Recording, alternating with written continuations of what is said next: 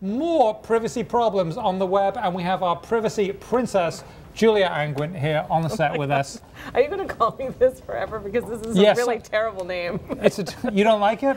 Privacy princess? See, the more you protest it, the more it's going to that's stick, probably isn't true. it? So, look, websites accused of privacy violations, that's the same as privacy. What has who done to whom?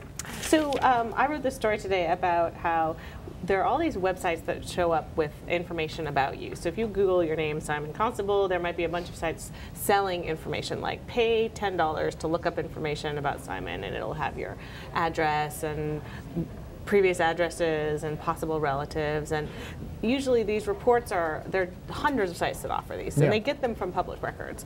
So some people have been trying to remove themselves from these websites because they don't like having their name out there available for sale. And it turns out it's not easy to do. So if you submit a request, so I wrote about this guy, David Cox, who submitted a request to a website called Been Verified that does background checks.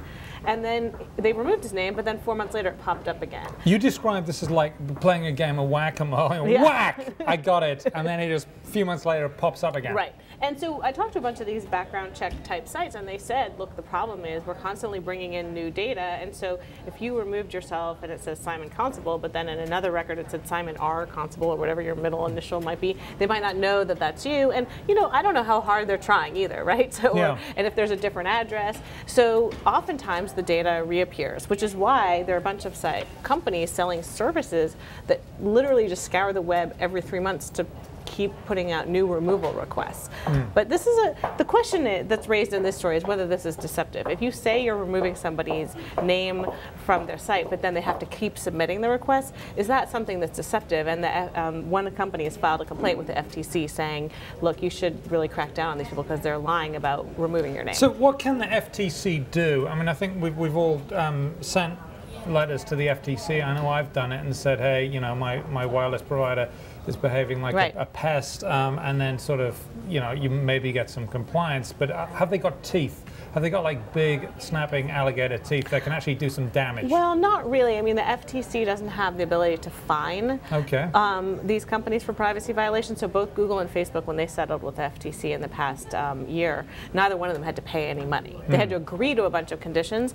But so the FTC doesn't have the huge money hammer, but they have the publicity hammer that, you know, embarrassing these companies. And so they hope that they can ask them to make it better, to put all this, to remove all those names that they were supposed to remove. So, you know, it's not clear that they're going to do something in this situation, but they have signaled that this is an area that they're going to look into more. And that's a good sign. They're going to look at it. Now, are these companies that do these bad things, like keep sticking your name up there and putting it back up, and when you taking it down, are they big companies, or are in some cases they fly by night operations, and they say so you can set one of these up and then get nabbed by the FTC and then close the whole thing down and then set another one up the next day? I mean, there are hundreds of them. It's hard to keep track of them. And so I would say that there are all sizes, right? Intellius, which is one of the biggest, operates maybe a dozen different people search sites, and it seems to be a fairly big organization. It has a chief privacy officer who I interviewed, and but then the company Been Verified that I wrote about, you know, they have 16 employees, and that doesn't sound very big. No, and they're just here in New York, and so, you know, they said basically, look, we're overwhelmed with requests, we're having a hard time keeping up.